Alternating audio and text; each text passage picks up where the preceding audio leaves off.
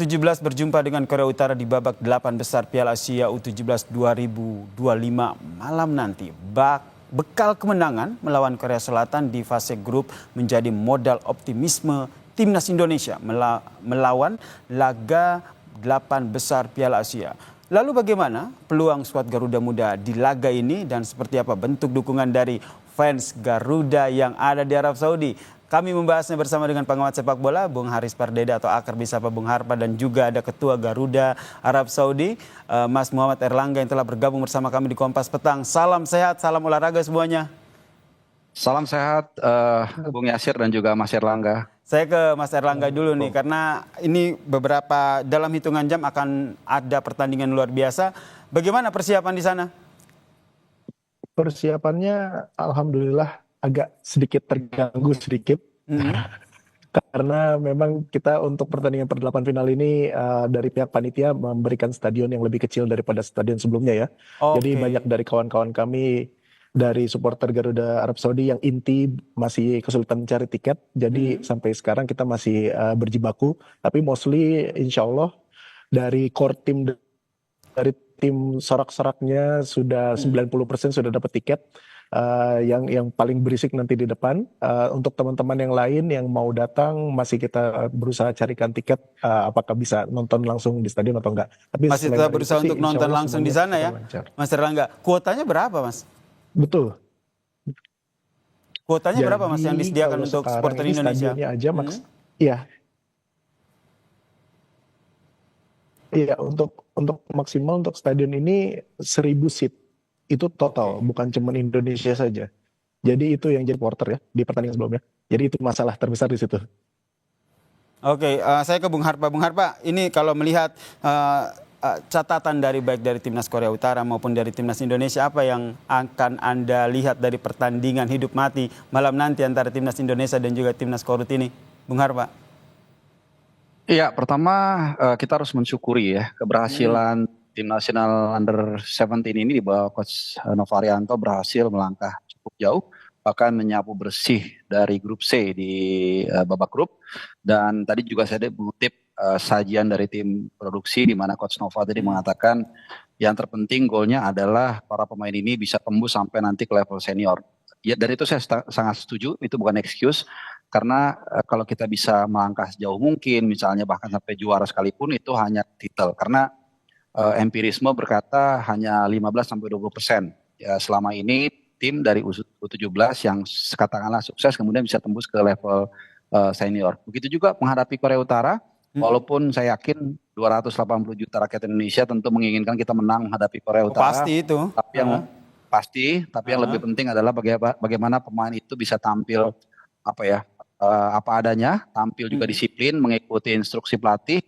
Dan ya tentunya kalau bisa menang itu akan menjadi bonus dan kita akan atau siapapun nanti pemenangnya akan menghadapi Uzbekistan yang sudah memastikan lebih dulu ke semifinal. Erick Thohir juga akhirnya menyampaikan dan berharap bahwa ini U17 ini bisa menyamai atau melampaui sejarah Piala Asia U17 kita yang sudah lama banget, 1990. Bisakah terjadi? Peluang itu ada, walaupun besar? Tidak mudah juga. Saya pikir 50-50 lah peluangnya. Oh, main aman Korea Utara ini ya? Bukan. Bukan, karena Korea Utara ini juga secara anatomi, secara antropologi ini kan sebenarnya badannya, karakter itu sama dengan Korea Selatan. Ya mereka satu ras. Mereka punya body yang cukup bagus gitu ya, tapi karakternya memang gaya bermainnya tidak setaktis dari Korea Selatan. Jadi mainnya lebih force. Kita tahu lah karakter negara seperti Korea Utara itu menggunakan militansi, akan bermain keras. Dan ini yang saya pikir, saya yakin 100% sudah diantisipasi oleh Coach Nova. Dan Coach Nova sudah membuktikan itu dengan baik bagaimana di 3 laga di grup, dia itu melakukan pendekatan yang berbeda-beda dengan lawan yang tentunya punya karakter berbeda. Jadi saya yakin Coach Nova punya kemampuan untuk beradaptasi dalam hal taktikal dan strategi dalam menghadapi Korea Utara yang juga punya gaya bermain berbeda.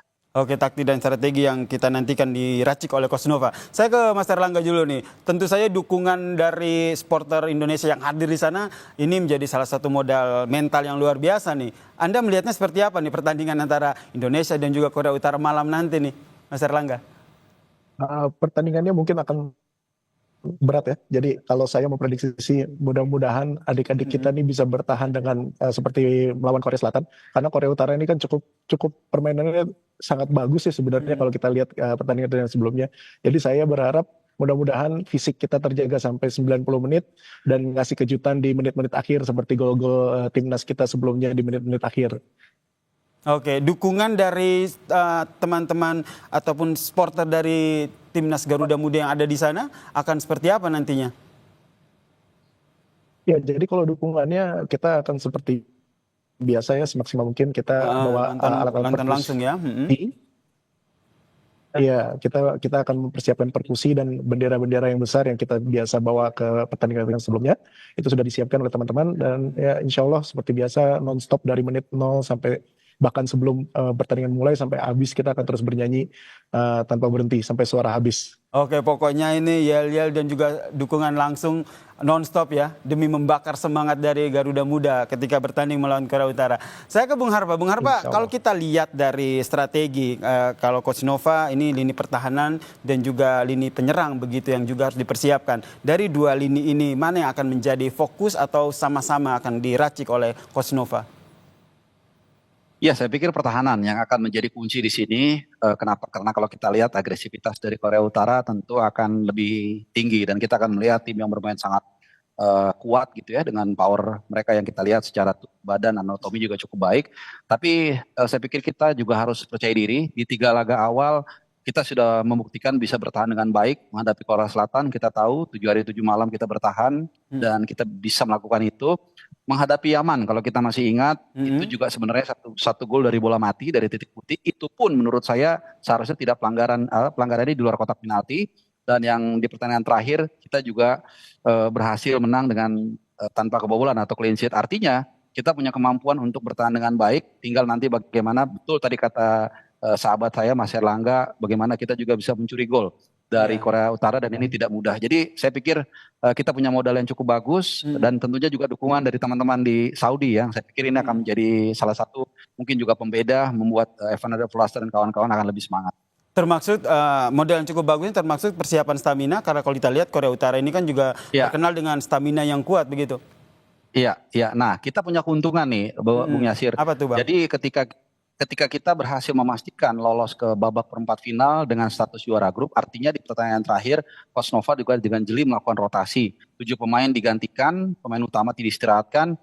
Sementara Korea Utara sampai dengan pertandingan ketiga mereka tetap fight dengan pemain utama mereka dan mereka main ngotot ya saat itu bermain 2 sama. Jadi kita ada waktu istirahat lebih banyak. Ya tinggal masalahnya adalah bagaimana touch dari pemain itu tidak hilang walaupun misalnya di pertandingan lawan Afghanistan mereka istirahat. Jadi secara fisik mungkin Korea Utara lebih unggul dalam arti mereka punya body shape yang lebih bagus, tapi secara endurance harusnya kita juga punya kelebihan dalam hal stamina dan juga endurance untuk bermain 90 menit begitu. Karena pada ada waktu pertandingan sebelumnya ada rotasi dan beberapa pemain inti juga sempat beristirahat begitu ya Bung Harpa ya.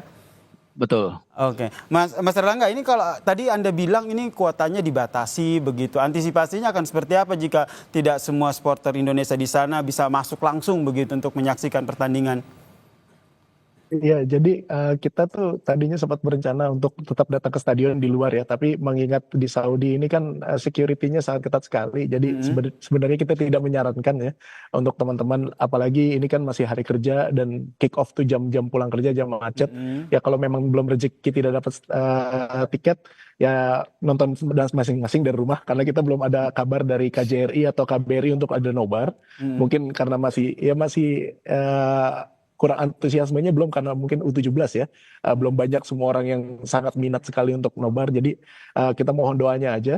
Tapi untuk teman-teman yang berangkat ke stadion udah siap, bahkan kita ada beberapa yang jamaah umroh juga yang mereka beruntung dapat tiket akan datang. Oh begitu ya, aji mumpung sekalian ya begitu ya. Betul, betul. Dan ada beberapa selebriti ibu kota yang insya Allah akan datang nanti ke stadion juga, mungkin akan lihat update-nya di media sosial kita.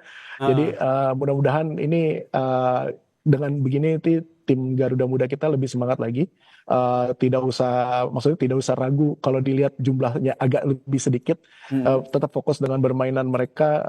Saya yakin kalau mereka tetap fokus, insya Allah fisik kita kuat, bisa lah. insya Allah. Fokus, visi kita kuat, bisa lah ya ngalahin Korea Utara. Mas Erlangga ini kan juga secara langsung gitu ya melihat bagaimana pola permainan timnas U17 begitu. Dari hemat Anda begitu, apa yang akhirnya menjadi kekuatan utama nih untuk timnas U17 saat melawan Korea Utara? Ya, kalau yang saya lihat kekuatan utama, dan ini benar-benar improvement dari beberapa tahun kita nonton timnas ke belakang ya. Adik-adik kita ini kuat main di atas menit 80. Tidak ada yang namanya keram, tidak ada yang namanya capek. Mereka tetap lari, pressing, dan bahkan bisa dilihat gol yang terakhir aja yang pertandingan Afghanistan kan itu benar-benar injury time dan mereka tetap lari. Nah, ini adalah improvement yang benar-benar berhasil menurut saya. Coach Nova dan tim, ada Coach Sofi juga dari performance, ini berhasil mereka bikin adik-adik kita ini bisa main bola tuh lebih dari 90 menit. Ini adalah senjata sebenarnya, Mas, karena biasanya pemain bola itu di atas menit 80 itu konsentrasinya udah turun. Dan yang bermain benar-benar adalah fisik mereka dan insting mereka. Jadi kalau tetap bisa dipertahankan bahkan terus improve, insya Allah bahkan main extra time mungkin adik-adik kita bakal kuat. Oke, ini saya ke Bung Harpa. Bung Harpa, Anda melihat ini nanti kira-kira, saya mau nanya nih, kira-kira prediksi dari Bung Harpa ini kan starting 11-nya memang belum keluar. Tapi kira-kira Bung Harpa melihat siapa aja nih nama-nama yang akan diturunkan oleh Coach Nova? Iya, saya yakin untuk starter itu nggak akan beda jauh dengan line up saat kita bermain di 2 laga di babak grup. Waktu kita mengalahkan Korea Selatan dan juga mengalahkan Yaman ya 4-1 itu saya rasa hampir sama. Di bawah mister gawang ada Dava, kemudian juga tentunya di belakang ada trio Iputu Panji, kemudian juga Matthew Baker dan juga satu lagi nomor 16 ya, saya lupa. Kemudian di tengah Evander Florasta, Nazril, ya pemain utama lah. Intinya 11 pemain yang memang ditampilkan di pertandingan pertama dan kedua itu saya rasa akan sama. Dan yang saya senang juga mentalitas mereka juga cukup bagus. Saya tambahkan sedikit, mungkin tadi Mas Erlangga mengatakan apa yang berbeda nih. Salah satunya adalah soal stamina, betul. Dan yang kedua juga jangan lupakan mentalitas. Kenapa mentalitas? Kalau kita lihat 7 gol yang tercipta itu 5 itu di menit-menit terakhir. Ya, lawan Afghanistan 90 plus berapa. Kemudian saat menghadapi Yaman 2 gol terakhir diciptakan Evander Florasta juga dari titik putih dan open play atau tapping itu juga di menit-menit terakhir. Jadi ya saya pikir itu yang membedakan. Jadi mereka tidak menyerah. Korea Selatan juga saya lupa. Kita mencetak gol kalau nggak salah menit 87. Jadi dari 7 gol itu 5 gol itu kita ciptakan di masa-masa terakhir pertandingan. Ini menunjukkan bahwa fighting spirit yang ditunjang tadi yang dikatakan Mas Erlangga, staminanya juga mumpuni sehingga kita bisa menunjukkan karakter dan mentalitas kita yang tidak mudah menyerah sampai dengan menit terakhir. Ya, persiapan maksimal untuk melibas Korea Utara. Terakhir, prediksi dong, Bung Harpa dulu deh. Saya rasa ini akan adu penalti nih, Bung Yasir. Oke, adu penalti. Wah, kalau di penalti permainannya akan sengit banget nih kalau adu penalti ya. Seperti itu kira-kira. Adu penalti dengan kemenangan Indonesia pastinya kan? Amin, pasti. Amin, pasti. Kalau Mas Erlangga berapa prediksinya? Jangan adu penalti juga ya. Ya, kalau saya mungkin 1-0 mungkin ya. Mungkin akan begitu 1-0 atau 2-1 tetap, atau ya mungkin ada penalti. Jadi memang ini ujian mental dan fisik dari adik-adik kita kali ini, insya Allah bisa. Amin ya rabbal alamin. 1-0 untuk Indonesia. Ini prediksi dari Mas Erlangga dan harapan kita semua ya. Pertandingan malam ini bisa disuguhkan dengan maksimal oleh timnas Indonesia U17. Terima kasih Bung Harpa dan juga Mas Erlangga telah bergabung bersama kami di Kompas Petang membahas bagaimana persiapan timnas U17 untuk melibas Korea Utara malam nanti. Salam sehat semuanya.